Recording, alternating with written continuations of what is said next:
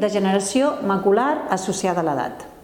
La degeneració macular associada a l'edat, o DMAE, com en diem a tots, són canvis que apareixen a la màcula, a la zona més important de la retina i que ens permet la visió fina, apareguts per l'edat. Són petits canvis que veiem nosaltres quan explorem el fons d'ull i que el pacient el que nota és que la seva qualitat de visió, sobretot propera, disminueix. Tenen més dificultat a l'hora de llegir i comencen a veure les coses una mica torçades.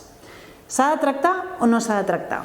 S'ha de diagnosticar amb una exploració del fons d'ull i s'ha de tractar quan fa la complicació, quan la DMAE es converteix de seca a exudativa o molla, diguem-ne, d'alguna manera humida, doncs llavors és quan s'ha de tractar.